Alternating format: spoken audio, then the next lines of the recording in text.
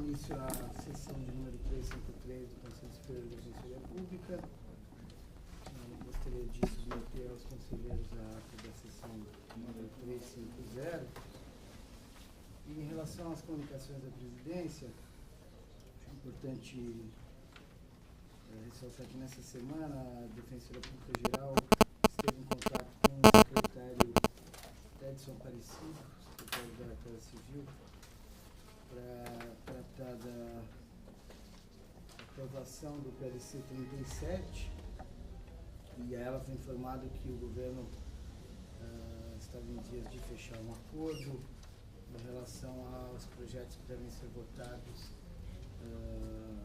agora nesse final da sessão legislativa, e que o da Defensoria certamente seria incluído com prioridade, que a expectativa era muito positiva de aprovação. O que segue não se concretizou na terça-feira que se passou, mas seguimos com expectativa bastante positiva de votar o projeto na terça-feira. Inclusive o deputado líder do governo Barros Manhã também efetuou um contato com o nosso assessor legislativo, Gustavo Reis, e confirmou no tempo de votarmos o projeto na próxima terça-feira.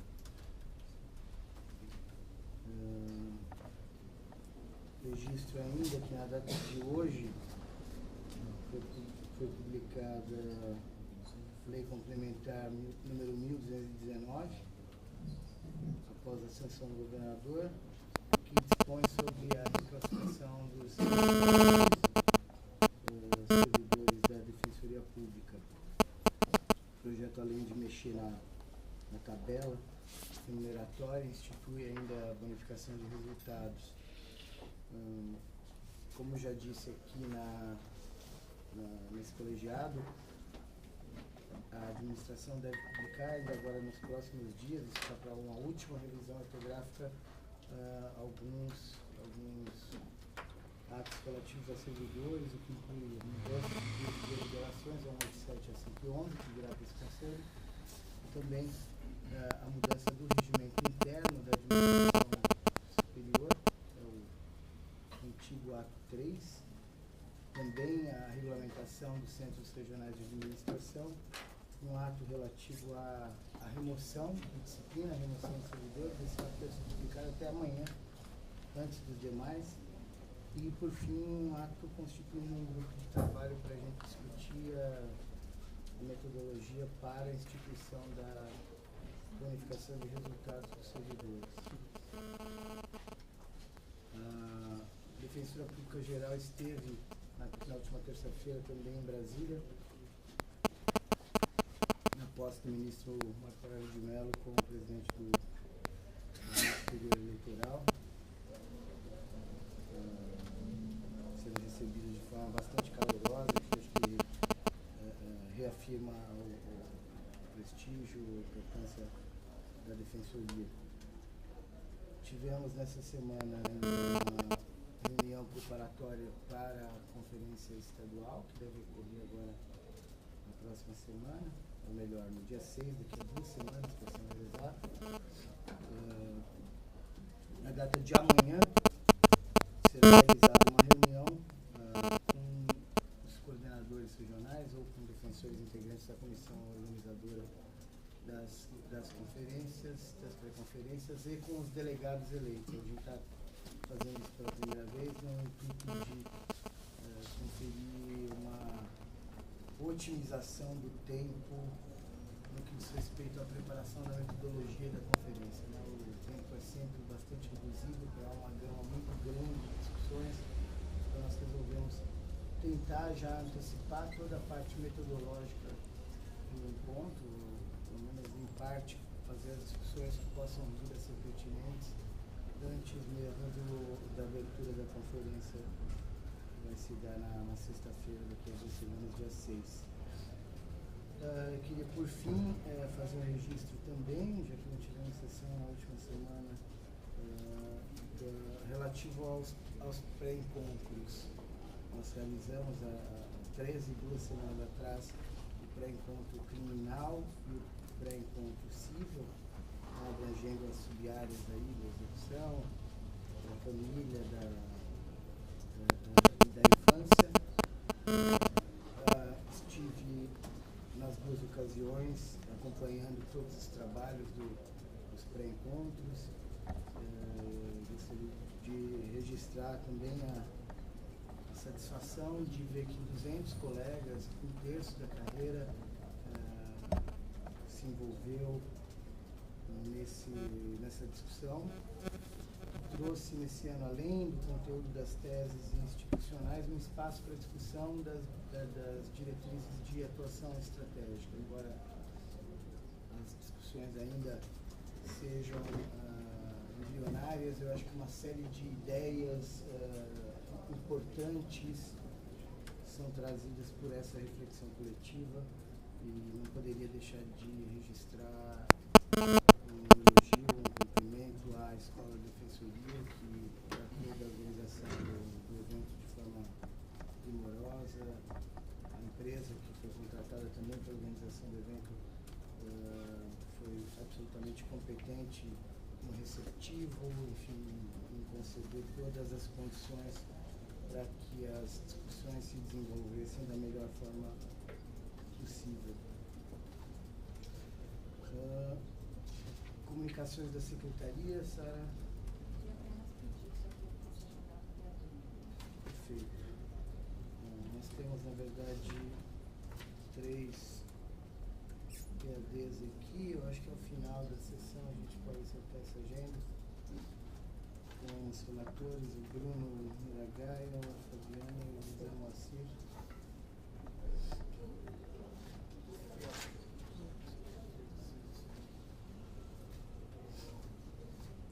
Passamos então ao momento aberto e já passo a palavra para a senhora Nicole Cássio de Oliveira, do Serviço de Assessoria Jurídica Universitária Popular da USP.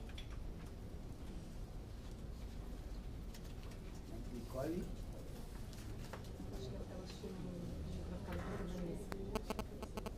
Está pedindo para falar depois, quer inverter? Ok.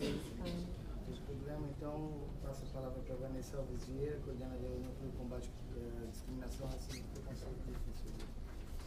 Bom dia a todas e todos. Eu, nessa Semana da Consciência Negra, gostaria de registrar que será protocolado, então, a proposta de alteração da deliberação que versa sobre os concursos da Defensoria, no sentido de estabelecer a possibilidade de cotas nesses concursos. É uma proposta apresentada pelo Núcleo e também pela Ouvidoria e pelo Instituto Luiz Gama. Na quarta-feira da semana passada, também registro que houve audiência pública para a discussão desse tema, como um início desse debate, né? Na verdade, esse debate já vem sendo feito há anos, né? Inclusive a coordenação anterior do Núcleo está presente hoje. E agora nós retomamos esse debate. O pontapé inicial foi essa audiência pública. Nessa audiência foi debatido principalmente a questão das cotas no serviço público, por especialistas, professores aí da FGV, da UNB e da própria Universidade de São Paulo, e também a questão da possibilidade de as cotas serem instituídas por ato interno, assim como se verificou em outras instituições, como nas universidades. Também foi por ato interno das universidades. O Renato participou, né, por alguns momentos da audiência pública. Ela foi registrada em vídeo, será disponibilizada no YouTube, e depois também nós podemos disponibilizar aí em CD para todos os conselheiros acompanharem as discussões como foram. Sem prejuízo também me coloco à disposição para debates futuros sobre esse tema, indicação de especialistas na área e promoção aí de outros debates como o que aconteceu, né? Também gostaria de, nessa Semana da Consciência Negra, registrar a preocupação do Núcleo com a situação da violência estatal nas periferias, que principalmente atinge, na sua maior parte, a população negra. O Núcleo já tem participado de reuniões com o movimento constatado que há um recrudescimento dessa violência, principalmente contra aqueles que resolvem se insurgir contra isso, contra os militantes. E eu acho que a Defensoria tem que se debruçar sobre esse tema e pensar numa política global aí de enfrentamento dessa situação. E também coloco a questão dos quilombolas. Recentemente estive num encontro em Cuiabá para discutir essa questão junto com a Fundação Cultural Palmares. Há quilombolas aqui no estado de São Paulo também, quilombolas e comunidades tradicionais, só que a gente acaba não conseguindo chegar muito a essas populações. Os defensores de registro têm um trabalho exemplar nessa questão, mas eu também acho que tem que ser tem que ser pensada, a necessidade de que seja pensada uma política de atendimento a essas populações que muitas vezes não têm condições de chegar à Defensoria, que a Defensoria provavelmente tem que ir até elas, mais do que esperar que elas venham até nós. Gostaria de agradecer essa oportunidade. Obrigado, Vanessa. Passo a palavra para Nicole Castro de Oliveira. Olá, bom dia a todas e todos. Eu sou do Serviço de Assessoria Jurídica Universitária Popular da USP e a gente veio aqui hoje, em primeiro lugar, apontar que foi muito positiva a mudança no instrumento do momento aberto na internet, de poder ter um encaminhamento e de todos e todas conseguirem acessar e ter acesso a essa informação. Por outro lado, a gente queria apontar a necessidade de se construir algo posterior a esse andamento. Então, por exemplo, eu vou citar o caso da fala do Padre Júlio, que esteve aqui em agosto para falar sobre a situação dos moradores de rua da cidade de São Paulo. E no site aparece, dia 16 de agosto, encaminhado ao núcleo. E depois não tem nenhuma informação do que foi feito perante ao núcleo e qual foi a medida tomada, de alguma forma, para considerar a situação dos moradores de rua. Então, eu só queria apontar isso, em primeiro lugar, essa necessidade de ter um acompanhamento posterior e que nós, da sociedade civil, tenhamos acesso a isso. E, em segundo lugar, a gente vai manifestar apoio à fala da companheira do Núcleo de Discriminação, e nós, do SAJUSP, nos colocamos a favor das cotas na Defensoria para negras e negros indígenas, e consideramos muito relevante que a Defensoria se posicione a favor, até para considerar uma luta histórica dos movimentos sociais de inclusão dessa parcela da população na sociedade. Então, a gente faz essa luta dentro da universidade, já é bem difícil, e a gente espera que, se essa pauta avança, por exemplo, na Defensoria, que ela avance também na universidade, que a gente consiga, de alguma forma, minimizar esses problemas, essa situação da marginalização dessa população. Obrigado, Nicole. Carlos Reis, coordenador do Núcleo Estadual de Direitos Humanos da Defensoria. Bom dia a todos e a todas. Bom dia ao primeiro subdefensor-geral, hoje aí na Presidência de Trabalhos. Acaba de chegar o nosso ilustre representante da associação e da ouvidora. Bom, eu estou aqui, em primeiro lugar, para comunicar à Defensoria que nós inscrevemos no Fórum Mundial de Direitos Humanos, que vai começar dia 10 de dezembro até o dia 13 de dezembro.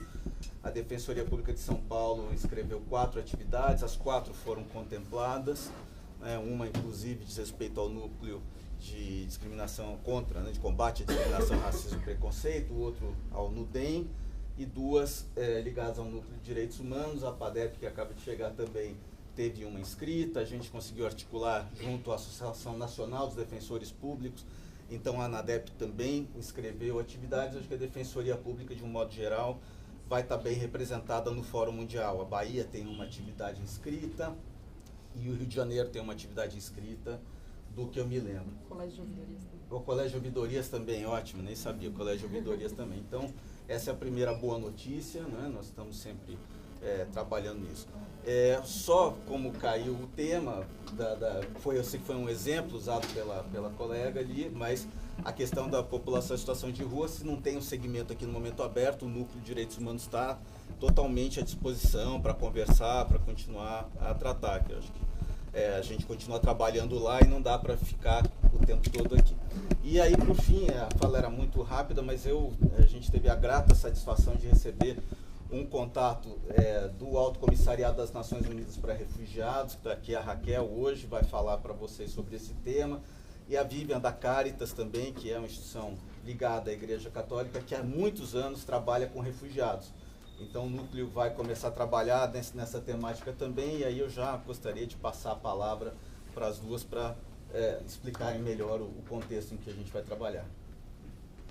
Vai seguir a ordem aqui, eu passo a palavra a Raquel Travasso, auxiliar das Nações Unidas para os refugiados.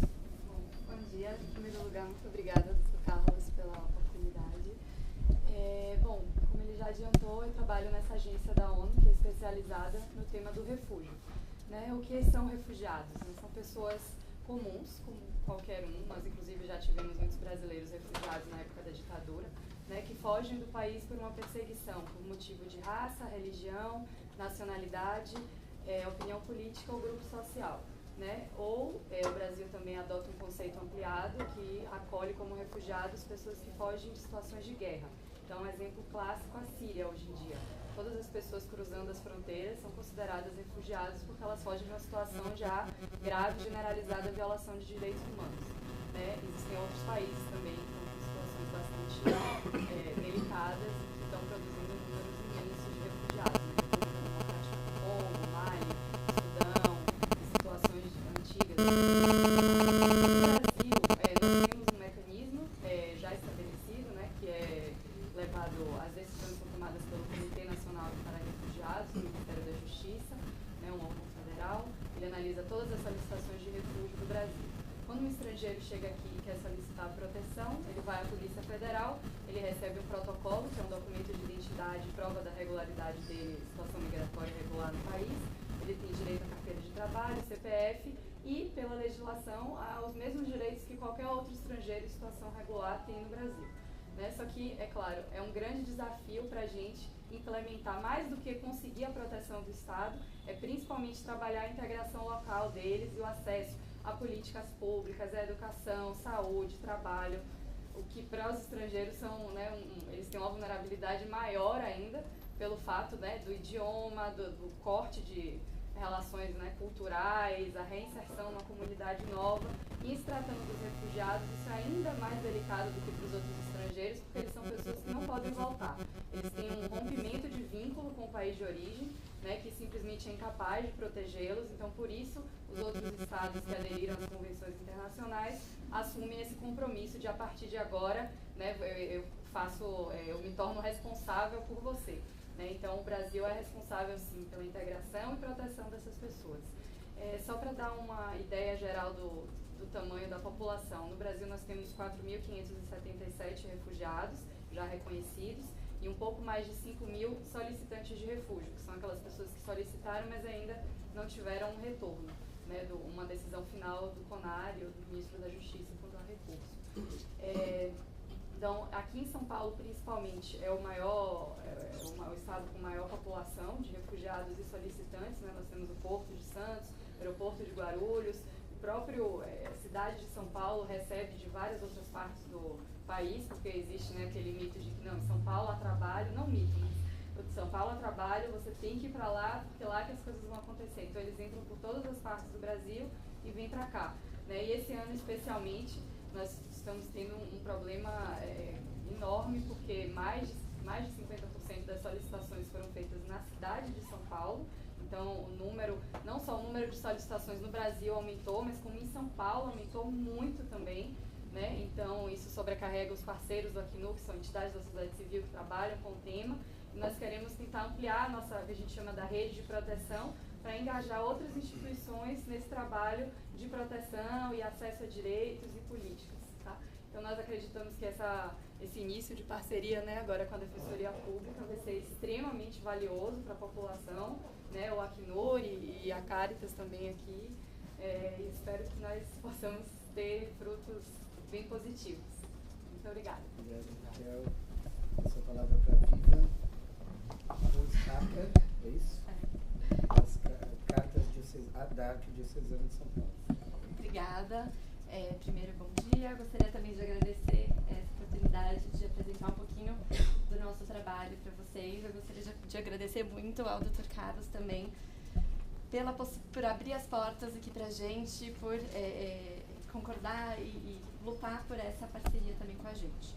Como o Dr. Carlos já colocou, a Caritas trabalha com refugiados desde a época da ditadura militar aqui no Brasil, quando ajudou tanto os jovens brasileiros que eram perseguidos pela ditadura a fugir para outros países, e também ajudou pessoas que fugiam das ditaduras da América Latina, que chegavam aqui no Brasil. No Brasil não poderiam ser acolhidos e protegidos, porque nós também enfrentávamos a ditadura, então também ajudavam com que eles pudessem sair do continente.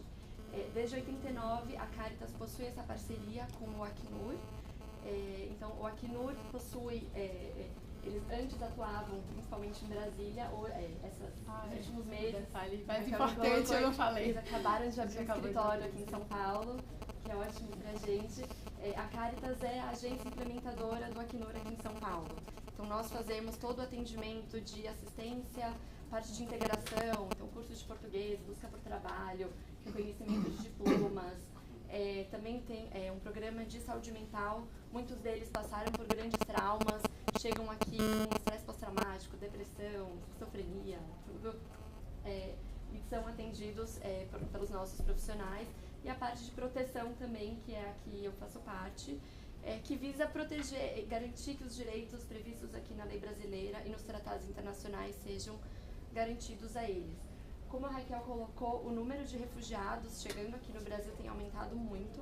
Então, os números de São Paulo, por exemplo, em 2010, nós tivemos 310 pedidos só na cidade de São Paulo. Em 2011, foram 506, o número quase dobrou. Em 2012, foram 1.022. Nesse ano, só de 6 meses do ano, o número já ultrapassou do ano passado, já foram 1.081 novos pedidos.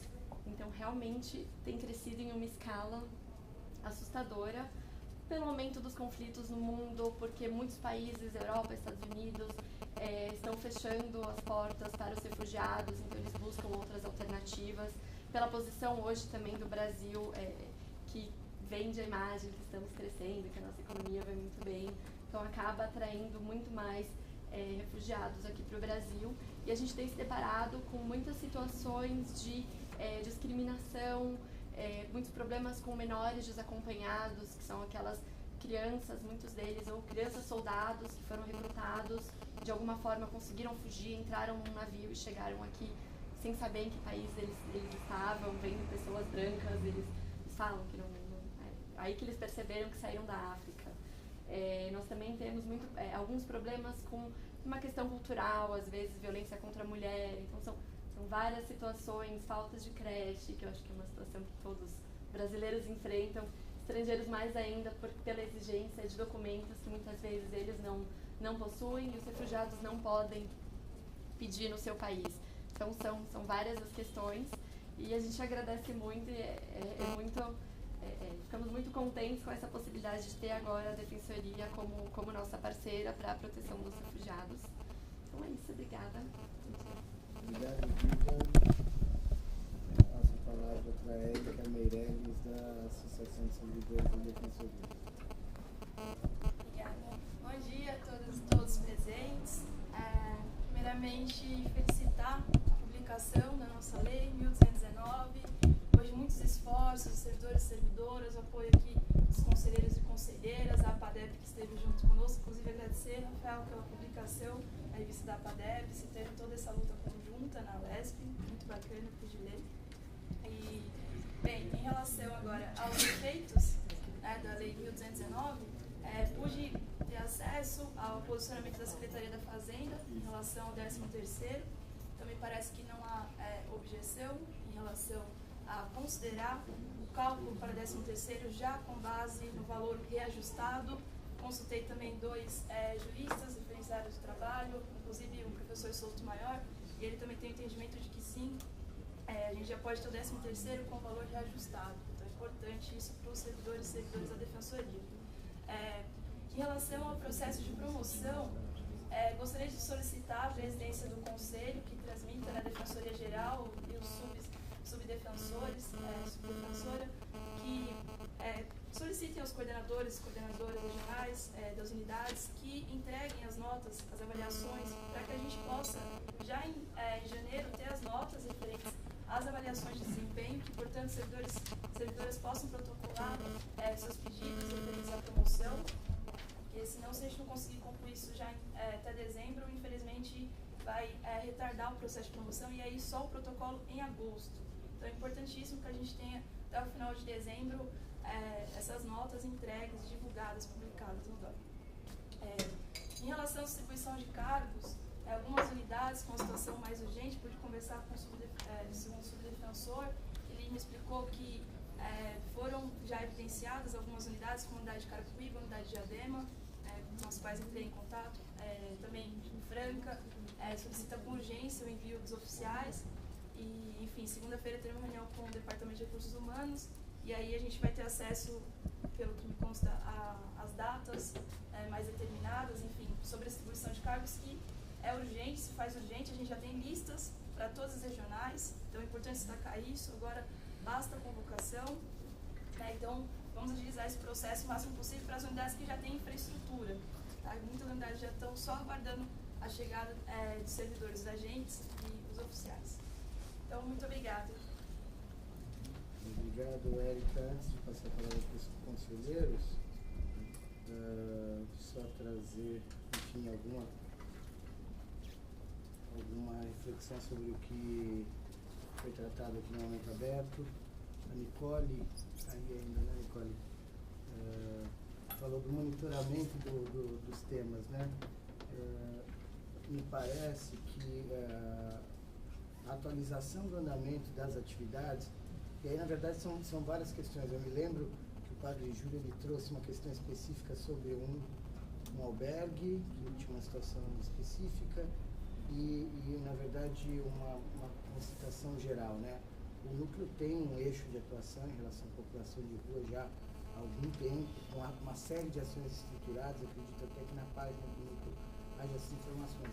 Quanto às questões específicas, eu acho que caberá aos próprios órgãos de execução a alimentação disso. Não é possível que, em especial porque esse número de solicitações vai se avolumar, que a gente exige aqui da Secretaria do Conselho Superior que semanalmente atualize todas as solicitações. A gente espera que esse instrumento de fato agregue transparência, agregue valor na intervenção e, enfim, contará com a colaboração não só dos coordenadores dos núcleos, como também das unidades, para que nos auxiliem na alimentação das ações específicas que forem adotadas em razão dos pedidos que são trazidos aqui no momento aberto. Ainda em relação à fala da Nicole e da Vanessa,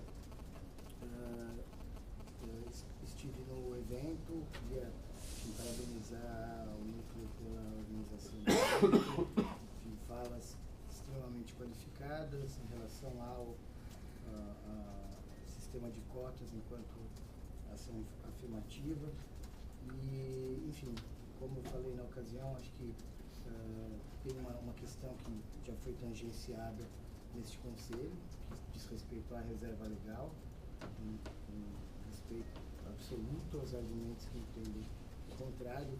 Acho que a discussão que se coloca um pouco é pautada por isso e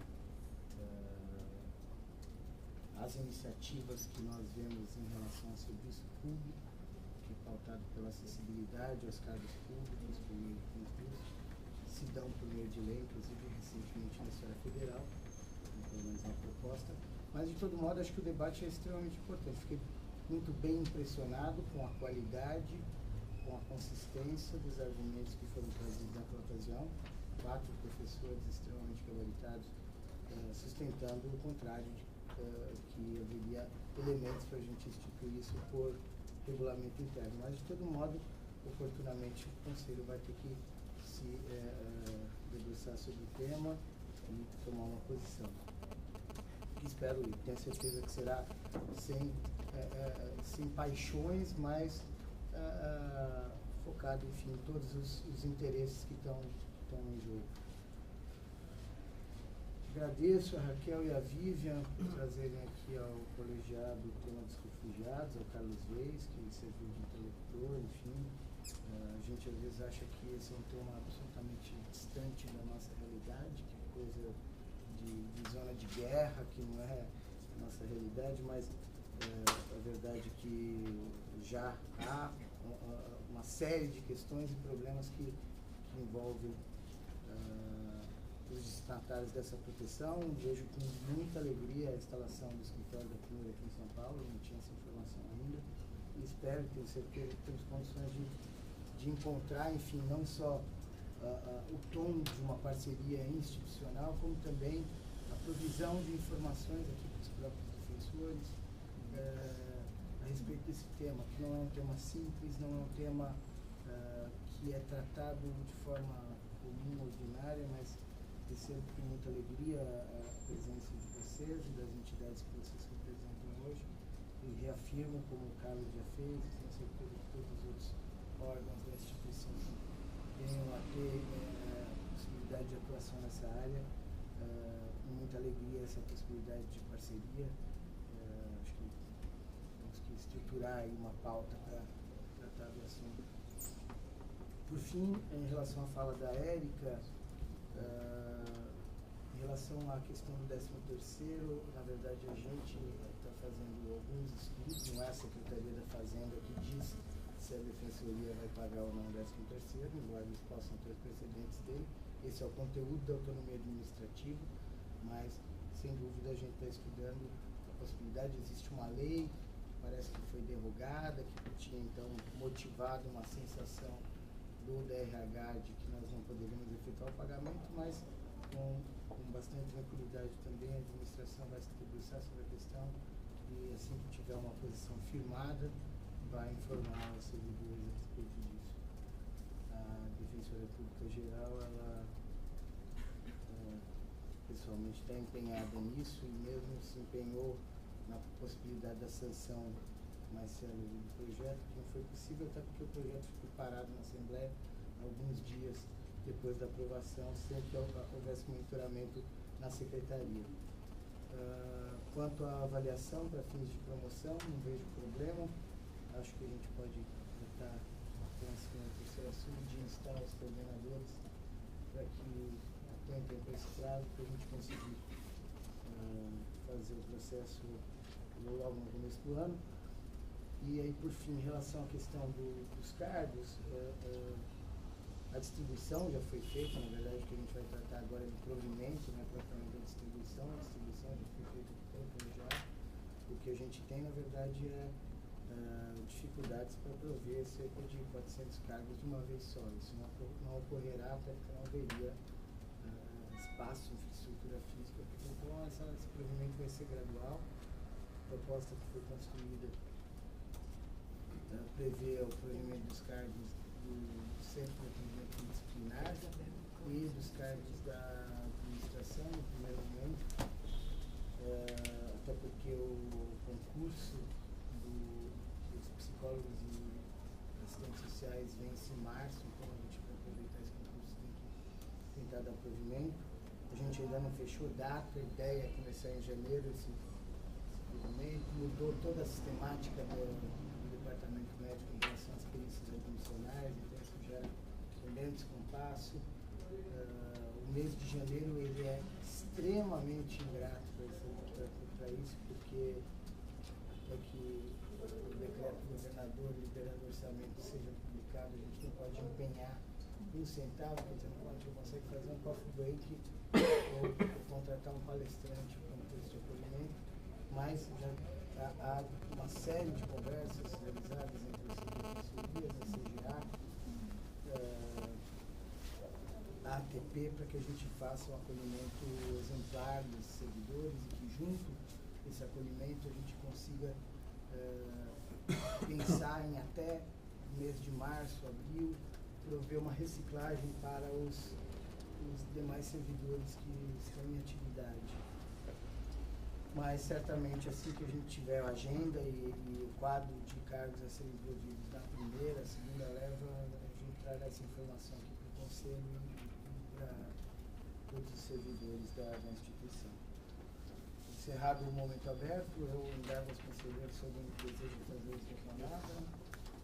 Rafael Bernaz, Rafael tem a palavra. Bom dia a todos e todas. Eu queria fazer só uma breve manifestação aqui, elogiar e parabenizar a articulação e a mobilização que vem sendo feita pela associação, a Assembleia Legislativa, um papel muito importante pela aprovação do TR 37. Ainda não aprovou, né? Mas por toda a articulação, principalmente com as conversas bastante efetivas que foram feitas principalmente com o presidente da casa, Samuel Moreira, com o líder do governo, Barros Munhoz, do PTB, Campos Machado, do PT, o Marcolino, e com demais lideranças que inicialmente apresentavam algum tipo de resistência. Acho que o trabalho foi feito de forma bastante estratégica, né, conversando com esses deputados e mobilizando a carreira no momento em que precisava essa demonstração de força na Assembleia. Eu acho que a atuação na última terça-feira foi decisiva para que o processo fosse pautado. Por tudo que a gente conversou lá, o processo não seria pautado naquela terça-feira e talvez nem mesmo nesse final de ano, que poderia ser deixado para o ano que vem. Então, eu acho que é também importante agora a carreira continuar mobilizada, principalmente para terça-feira, já que há um compromisso de todas as lideranças, e isso foi ressaltado nas falas dos deputados. Na sessão extraordinária começou às 19 horas, na terça-feira, dizendo desse compromisso de votação e aprovação, mas a presença dos defensores é muito importante para evitar qualquer esvaziamento do plenário e eventual articulação por parte das resistências que a gente sabe que existe na Assembleia. Então, a presença vai ser fundamental e aqui faço esse apelo para que, na medida do possível, o maior número de defensores compareça na terça-feira, principalmente às 19 horas, no início da sessão extraordinária, quando está agendada essa votação. Obrigado. Luciana, você falou? Bom, queria inicialmente celebrar a vinda não só da Vanessa, mas também da Tati, da gestão anterior da coordenação do núcleo, também da Ruth, que está na equipe do núcleo, e do esforço conjunto para a construção dessa proposta, que vai ser protocolada hoje. Eu já encaminhei para a Sara para que compartilhe com todos os conselheiros. Ela se faz acompanhar de um parecer jurídico, de um artigo sobre o tema e também da própria proposta. Como a Vanessa colocou, eu me comprometo a trazer cópias da audiência pública para todos. Ela também vai estar disponível no YouTube da ouvidoria, que o link fica na página inicial da ouvidoria. E queria compartilhar um ponto que para mim chamou a atenção da construção do debate, que foi o histórico trazido, sobretudo pelo professor da UNB, Evandro Pisa, e também pelo Silvio do Luiz Gama, sobre o histórico que esse processo de implementação de cotas vivenciou em diversas esferas públicas no país, enquanto esse debate se travou pela mitigação ou briga pela autonomia invariavelmente. Seja na questão universitária, seja no serviço público, você sempre tem essa questão por trás. Então, acho que uma das grandes contribuições foi a apresentação de como isso se deu e quais são as saídas já consolidadas nessa esfera, reconhecidas pelo STF, qual a legislação que embasa a possibilidade de implementação imediata na perspectiva de já haver legislação nesse sentido. Tanto o documento traz esse material, quanto o vídeo vai poder, com certeza, contribuir. E queria agradecer especialmente ao Renato, que esteve do Conselho, foi muito presente, ficou até o final, até o momento dos debates. Agradecer pela atenção e pela dedicação que teve ao tema. Com relação ao que o pessoal do SAJU trouxe, eu queria, antes de mais nada, agradecer o interesse. Eles têm se aproximado da ouvidoria, buscado compreender as pautas e se inteirar não só da Defensoria, mas das instituições de justiça. Então, fica primeiro meu agradecimento. E eu queria, na verdade, fazer uma proposta ao Conselho de um comunicado sobre essa nova ferramenta para toda a Defensoria. Por exemplo, eu não sei se o Carlos sabia que, esse exemplo que eles deram, existe uma nova ferramenta no site que traz a tramitação do que é apresentado no momento aberto. E essa questão do Padre Júlio consta em aberto por falta de resposta do núcleo. Sem dúvida é porque não sabia sequer dessa... Eu não fui nem feita a solicitação para que o núcleo... Mas então, como é uma nova dinâmica, e não há responsabilidade ainda nem de falta, nem de excesso, é que eu faço a proposta da gente soltar um comunicado a respeito de qual é a expectativa do Conselho com relação a isso, para a gente poder começar a receber. Perfeito, acho que a gente pode acertar não só o comunicado, acho que faltou não só o comunicado, também como avisar aos responsáveis quando subir o material para poder fazer essa primeira atualização. Acho que seria que uma oportunidade da gente aprimorar a ferramenta. E queria, por último, às companheiras dizer que nós estamos totalmente alinhadas. Ontem nós tivemos no SESC Bom Retiro, uma pena que a gente não teve em diálogo antes.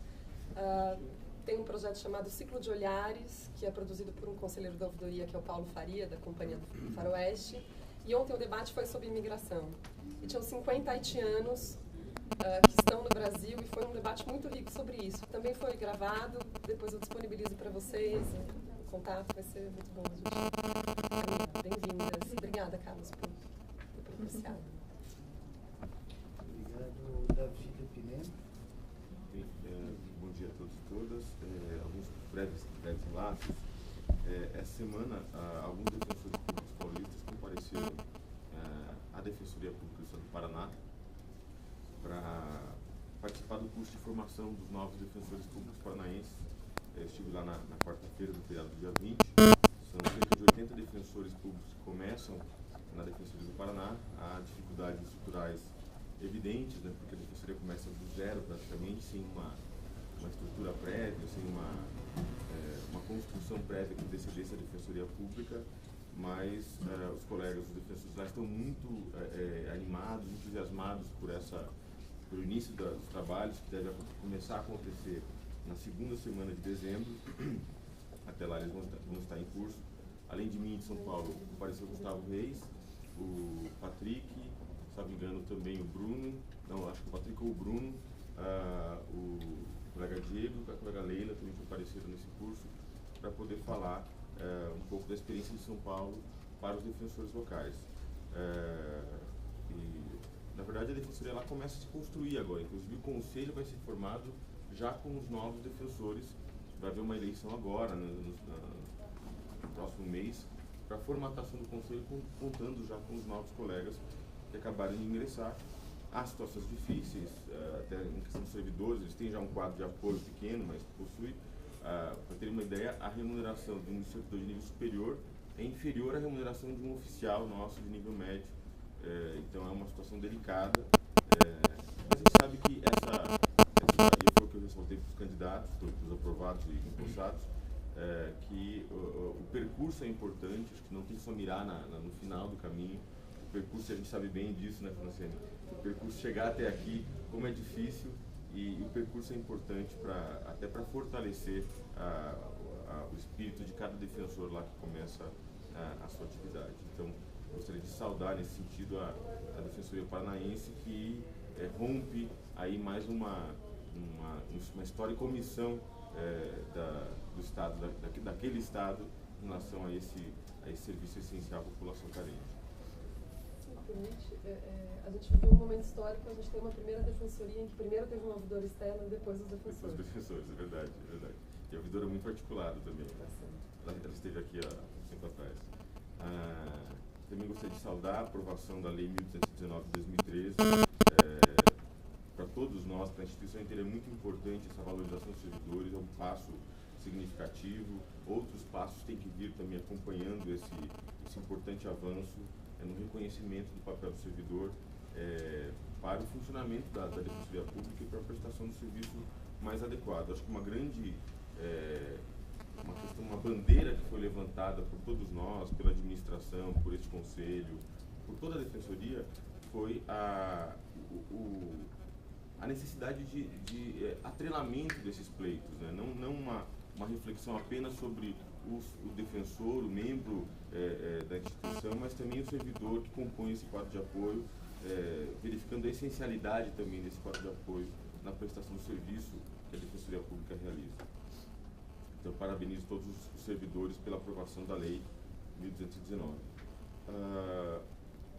Também gostaria de parabenizar o colega Carlos Reis, que está aqui ainda, pela participação, pela articulação junto à Corte Interamericana de Direitos Humanos e a atuação especialmente em relação ao que envolve um resquício ainda do nosso período ditatorial, que é o crime de desacato. É inconcebível que o país ainda tenha tipificado esse crime, porque, em tese, violar a honra de alguém, seja ele funcionário público ou não, por si só seria crime. Não tem nenhuma justificativa você criar para o servidor público, para o funcionário público, uma ameaça ainda maior de que essa violação seria mais, que essa afronta à honra ou à suposta autoridade seria mais grave quando emanada de um funcionário público. O que muitas vezes nós sabemos disso é alvo é objeto de abusos por parte de pessoas que levantam o desacato naquela linha, você sabe com quem está falando, né? Aquela velha máxima que reforça uma visão hierarquizada da sociedade brasileira que tem que começar a deixar de existir. Então, eu gostaria de parabenizar o núcleo. Infelizmente, e aí é uma autocrítica à instituição, infelizmente, eu como subdefensor, não só agora, mas na gestão ainda da Cristina, quando era segundo sub, me deparei com unidades da Defensoria Pública em que os defensores colaram cartazes, ou os defensores, os servidores, não importa, colaram cartazes com a plaquinha de desacato e o tipo penal ali anunciado. Obviamente, quando a gente percebe isso, a orientação é que retire imediatamente. São cartazes que não são autorizados pela assessoria de qualidade como um padrão, e seria um absurdo a Defensoria Pública, a instituição que prega, que luta contra essa ideia, no seu seio, abrigar esse tipo de postura que é completamente inadequada e destoa da função institucional e do papel horizontal que o defensor desempenha em relação aos usuários. E por fim, minha última fala em relação à questão do recesso no final do ano. Todos os coordenadores, tanto da capital quanto da região metropolitana, depois a Juliana pode falar um pouco também sobre a terceira sub, já foram orientados sobre o funcionamento da Defensoria Pública. Só lembrando a todos, tem um ato publicado da Defensoria Pública Geral. O que as subs estão fazendo é regulamentar o funcionamento desse ato. Nós são 18 dias de recesso. Nesses 18 dias, em todos eles haverá o plantão judiciário em todas as unidades da Defensoria Pública, que são 7 de circunscrição. E haverá 6 dias em que nós faremos a triagem para atender a população e atender casos urgentes que compareçam, eventualmente solucionando essas demandas na própria triagem, quando é possível, ou então encaminhando o caso para o plantão judiciário, que ocorre na parte da tarde. No estado inteiro, o plantão judiciário vai ocorrer na parte da tarde. As regionais estão se organizando já nesse sentido, para que não haja nenhuma dificuldade e que a população possa ser atendida durante esse período em que o judiciário permanece fechado, apenas com o plantão judiciário funcionando. Então, as dúvidas que eventualmente os colegas tiverem, peço que encaminhem aos seus coordenadores. Os coordenadores estão com um material mais robusto para resolver essas dúvidas, mas se eventualmente mesmo assim persistirem as dúvidas, provoquem as subdefensorias também, que podem auxiliar pontualmente em alguns casos. O que nós estamos priorizando são os consensos internos, ou seja, claro, tem que haver o funcionamento. Agora, a dinâmica desse funcionamento depende muito de uma construção interna. Quando não há essa construção interna, o que se sugere é que as unidades tenham, nos plantões judiciários, que não sejam finais de semana ou feriados, haja uma nova escala com voluntários, e nos plantões de final de semana e feriados, que seja a escala tradicional dessa atividade de plantão judiciário. em relação à triagem, também a escala tradicional dos defensores que participam da triagem, de 6 dias que haverá essa atividade. Então, agora, outras construções podem ser feitas desde que haja consenso na unidade de todos os colegas. Os servidores também irão participar, né, dessa atividade de plantão e triagem também em cada local, para evitar qualquer prejuízo à população que necessita do serviço. Então era isso, agradeço a todos pela atenção. Obrigado, Jardim. Rafael Português. Boa tarde a todos. Eu dirigi o coordenador dos direitos humanos, Carlos Reis, um grande parceiro da associação, numa construção de uma pauta positiva em relação à formação dos direitos humanos e pautando a centralidade do defensor público nesse processo, sempre com ideias inovadoras, sempre com grande articulação, sabendo explorar o papel importante que a associação pode ter nessa área. Então, parabenizá-lo. Conjuntos estamos pensando numa atividade e que todos já estão convidados a participar no Fórum Mundial de Direitos Humanos, que será, eu acho, a principal atividade do ano relacionada aos direitos humanos do mundo, né, com grandes participantes, grandes debates, e a Defensoria Pública de São Paulo estará lá presente. Nós também, em conjunto com a JD, organizamos agora na terça-feira um ato pela independência judicial, um ato que decorreu da retirada de do juiz do Fórum da Barra Funda, porque uma lista de promotores pediu que ele estava soltando demais. E aí fizeram um abaixo-assinado, e com um abaixo-assinado hoje nós podemos afastar um juiz. Então, um ato judicial, o ato pela independência judicial, um ato organizado pela Associação de Defensores Públicos, pela JD, Conect, 11 de agosto, BCCRIM, Sou da Paz e IDDD. Tem uma mesa às 19 horas, terça-feira, na Sala dos Estudantes na USP. Todos estão convocados, a carreira também, para participar desse ato e demonstrar sua indignação com tamanha ousadia, né, com outro órgão judicial. Até mesmo juízes, né, que não têm a mesma postura, a mesma visão, né, ou adotam o mesmo entendimento que os juízes, estão indignados com essa possibilidade, né, que um mero abaixo-assinado agora você possa remover o juiz. Então, todos convidados a participar desse evento. Em relação ao PLC 37, até porque passam 2 semanas aqui sem ter o conselho, e é importante fazer um histórico de que ocorreu ao longo desse mês. De fato, por conta do encapelamento de inúmeros outros projetos simultâneos na Assembleia Legislativa, o da Defensoria Pública não se tornou prioridade. Fato que tanto a PADEC quanto o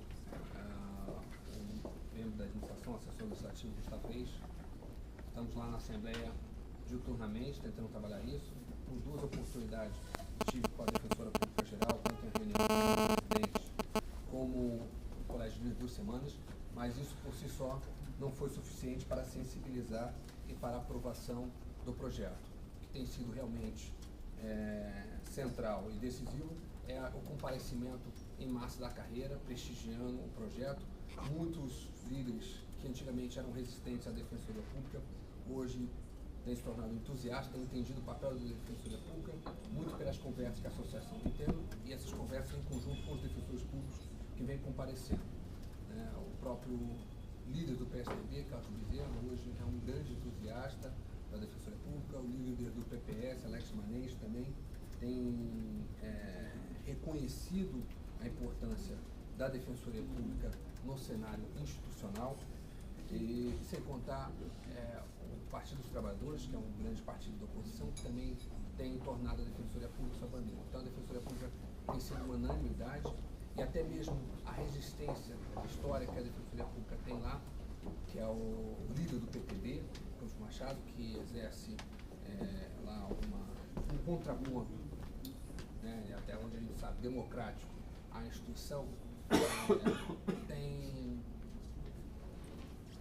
dito, né, tem uma conversa que teve com a associação, com a assessoria legislativa da administração, que percebe, né, que a instituição tem o seu papel, né, aqui na defesa do cidadão carente, né, e entende a importância do PLC 37, mas mesmo assim gostaria de pontuar seu contraponto, como fez pelas emendas apresentadas em plenário na terça-feira. Né? A grande vitória dos defensores públicos que estiveram compareceram lá foi apresentar e conseguir pautar o projeto. Na segunda-feira, até conversando com o assessor legislativo da administração, ele apresentava um quadro onde que o próprio governo não tinha tornado prioridade o projeto e que apenas estava disposto a priorizar no mês de dezembro, e foi a presença maciça dos defensores públicos que impulsionou o início da votação, né, o projeto ser pautado, e aguardamos que na terça-feira esse processo seja finalizado e haja sanção pelo governador do estado em tempo hábil para que os efeitos da lei já ocorram no mês de dezembro. Agradeço a todos os conselheiros que também estiveram presentes, no Ministério do Interior do Estado, e em especial aos defensores que se organizaram para poder comparecer à Assembleia. Novamente fazemos essa convocação. É importante um bom número de defensores no Colégio de Líderes e a presença às 19 horas na votação na primeira sessão extraordinária. Também gostaria de questionar a segunda e terceira sub, o primeiro sub, por conta de uma convocação dos